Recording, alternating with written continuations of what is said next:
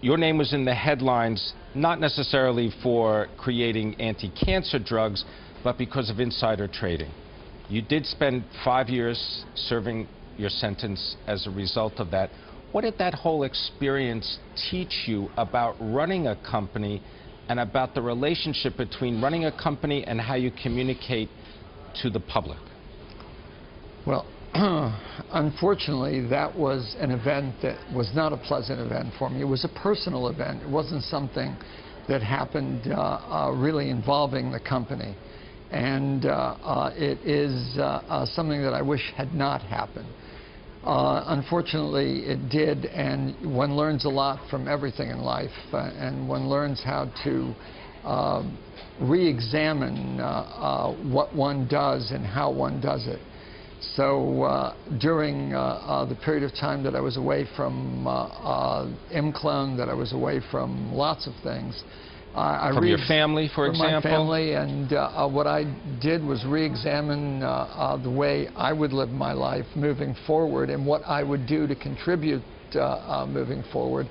It was then that I began to make plans to build a biotech company that was going to do things that I felt were going to change outcome for patients, was going to be a new model for how to build a pharmaceutical company, and I hope strategically think about the way I was going to live the rest of my life. Did it also strategically change the way you think about the kinds of people that you do business with and how you create those kinds of relationships and the way you feel about them?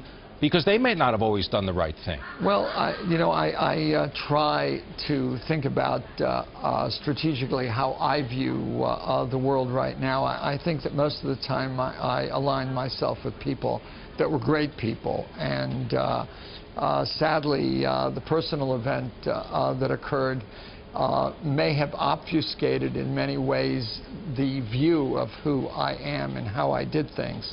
I'm glad that Imclone has turned out to be the giant success story that I always knew it would be when my brother and I were running it. Imclone's pipeline now is the exact same pipeline that existed when we left Imclone, and Lilly is the group that's really gaining that great asset. It allowed me to learn a lot, though, about being circumspect in looking at the world and utilizing all the things that I've learned over the years to try to do things that in many ways are redemptive and allow me to move forward and do something really great, so that no one asks me that question again and only asks me questions about what I'm doing moving forward. All right, so in that context of doing that, what could you say to investors that are looking to participate in these new types of drugs that you're developing? Because Kadmon is a private company.